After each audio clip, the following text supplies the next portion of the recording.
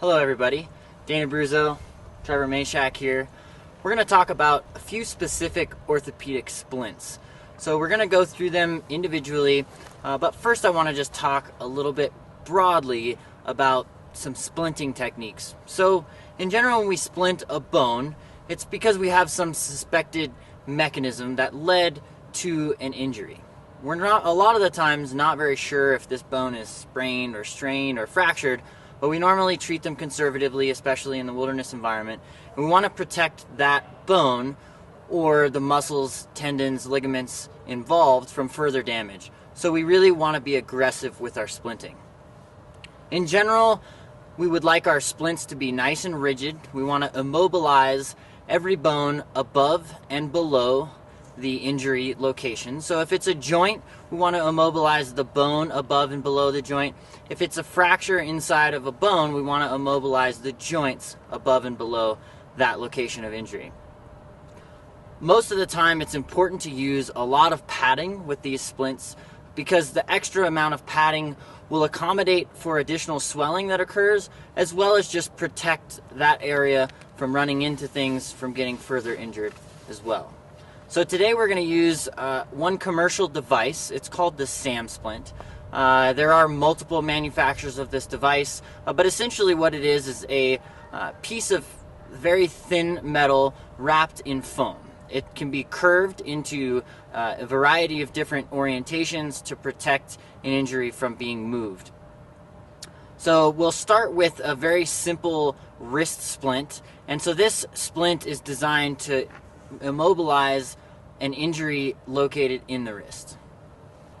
So I have my SAM splint, and the first thing I want to do is measure it. Ideally, I don't want to mess with the injury that's already taken place and cause further harm, so I'm actually going to measure this device on the patient's opposite arm. So once I roll this baby out, I'm going to go ahead and fold it in half. It's going to create a pretty ideal length of splint. Which arm is hurt, sir? This arm. Okay, so I'm going to use the patient's other arm to measure my splint out, and ideally I want it to run just behind the elbow all the way out to the hand. So it looks like Trevor's arm is perfectly measured.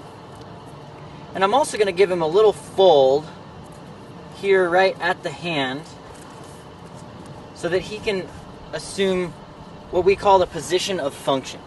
So this position of function involves slight extension of the wrist and flexion of all the fingers, the same way you would drink a can of soda.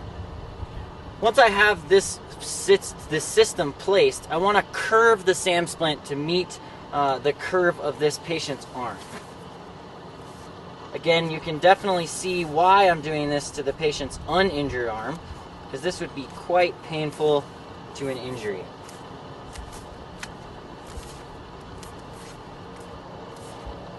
How's that feel, Trevor? Good. So if I remove that, you can see that the SAM splint has this nice U-shaped curve. This is really important to ensure the integrity of this splint, because if I just had it flat, this splint would simply flex and it wouldn't do what I'm trying to accomplish. So now that I have my nice SAM splint set up, I want to get the rest of my equipment ready. So I like to use, like I said, a lot of padding. So I'm just going to run a t-shirt, spare t-shirt, anything you got, in the bottom side of that splint. These things, even when they're brand new, can absolutely cause some harm if you don't pad the splint. After I get the splint on, I want to be able to secure it. My favorite things to secure these splints with are just simple big Curlex roller bandages. These will help keep it nice in place. And then finally, I want 2 triangular bandages, ideally, to secure that so that the arm itself doesn't swing around. So now I'm ready to go with my SAM splint. I'm going to have my patient help me out. Trevor, can you go ahead and move your arm as slowly as we can into a position of comfort, sort of like this. Is that okay? Yeah. Okay. Now I'm going to get my splint. I'm going to run it just along the underside of his arm and escape your arm. There we go. Does that feel okay to you? Mm-hmm. And again, I want to be watchful of the area where his arm is injured. Before I complete my splint, I'd like to check again for pulse, motor, and sensory. I'm going to palpate for a radial pulse. I can feel that one is present. Hey Trevor, can you wiggle your fingers for me? We have motor present, and Trevor, can you feel me touching you here on your fingertips? Yeah. Okay, so we have intact PMS. Now we want to go ahead and secure this. So again, being very watchful of where that injury site is. I'm going to go ahead and get this roller bandage started. Nice and loose at first. And we want to make sure that we wrap these roller gauzes distal to proximal. What this is ensuring is that we don't pool a bunch of blood out in the extremity, and that we actually force any of that extra blood back towards the core.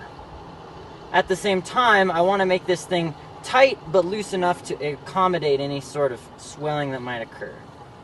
Once I get towards the end, I can either use a piece of tape or simply tuck this roller gauze underneath one of the loops. Take my second underneath the thumb is a nice idea.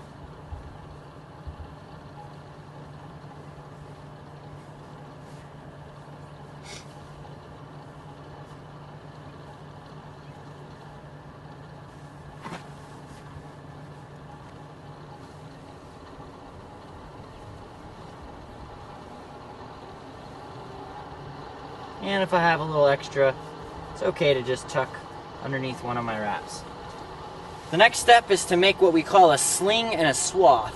A sling and a swath can work as well for any kind of upper arm extremity, including a shoulder dislocation.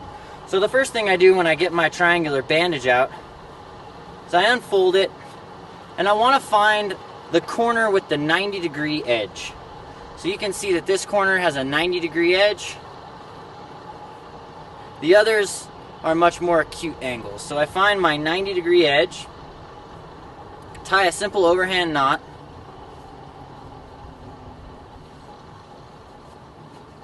and that creates a nice basket for the elbow. So you can see I'm going to put his elbow here. I'm running the inside piece of fabric up along his anterior chest, being sure to extend this out to the end of my splint, coming around to the back side of my patient, pulling any slack out that might be in the splint, tying an overhand knot in the back,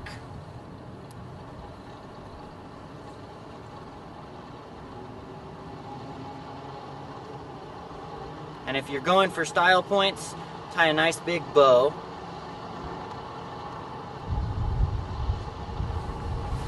And then finally, we want to create our swath by simply embracing that arm up against his body, trying to avoid the site of injury, and tying that thing in place. Again, bow for the style points. Now it's time to check again for any kind of pulse, motor, sensory problems. And so I'm going to reach into my splint, feel for a nice strong radial pulse. Hey Trevor, can you wiggle your fingers for me? And you feel me touching you? Mm-hmm. Do you feel any tingling into your fingers now? No. Okay, good. So we want to make sure that we assess for any kind of continued constriction. The easiest way to identify that is any development of tingling into the fingertips. So if I didn't have this nice sling and swath,